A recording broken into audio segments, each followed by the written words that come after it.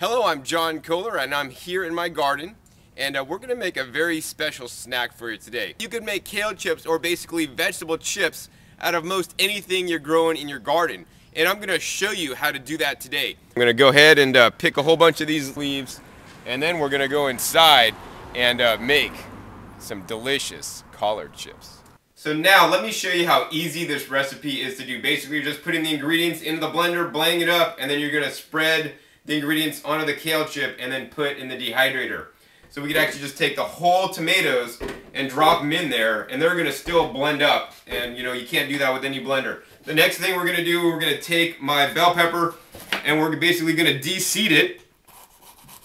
And while I'm de-seeding it, you know, let's go ahead and talk about the quality of the ingredients you're using.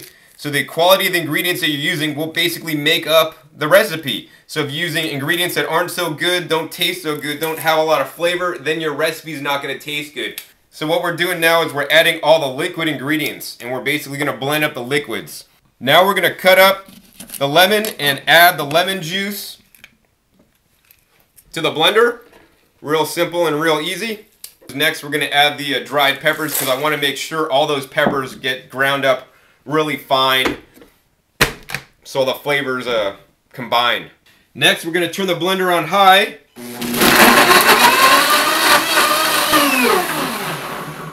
Alright, so our blender has blended up all the liquid ingredients, and as you can see here we have a nice pretty color, and I really like to make things that have nice pretty colors. Check it out, nice rich orange color. So the next step is we're going to add our dry ingredients. So simply add the 1 cup of macadamia nuts, half cup of sauerkraut, and the half cup of cherry tomatoes that are dried by me. Then we're just going to go ahead and re-blend this mixture. Real simple and real easy. Alright, so the blender is done blending, and you can check it out. We have a nice creamy consistency in there. And this can be used as like a salad dressing, or even just use it to dip the collards into and then just eat them fresh instead of dehydrating. Because I like to say freshest is always bestest. So now we're going to just simply take a pastry brush and brush on the mixture onto the collard leaves. And many people that make kale chips might like cut up your collards, destem your collards, put them in a bowl, and then like dump the whole mixture in and then mix them all up. And that will coat the mixture on both sides, but then you have to use things like a Teflex sheet or a non-stick sheet in the dehydrator, which will increase your drying time.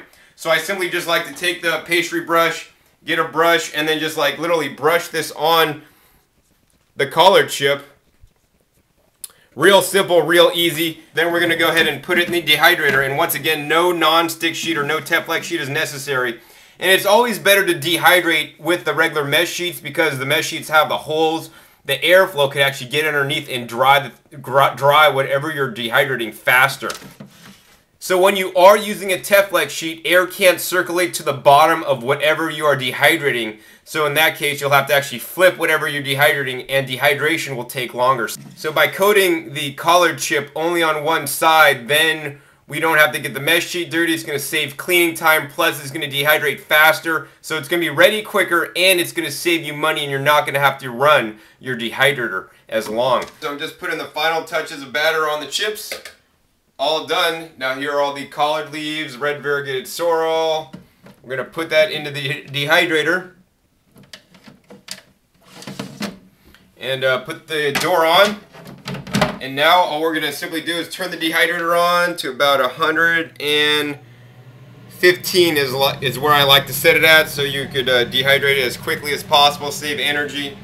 And now we're just going to come back. Basically overnight is how long this usually takes to dehydrate. So let's go ahead and turn this off next. And let's go ahead and pull out the collard chips. We're going to take off the front door here. And we're going to take a look at these amazing collard chips. Hey, here's an interesting looking leaf. I don't remember picking this one. Well, this collard leaf is in the shape of a heart, and that's because this is the Valentine's Day Hot Raw Chef contest. So, go to HotRawChef.com to vote for me. Don't forget, do it now, that's HotRawChef.com to cast your People's Choice vote for me, John Kohler.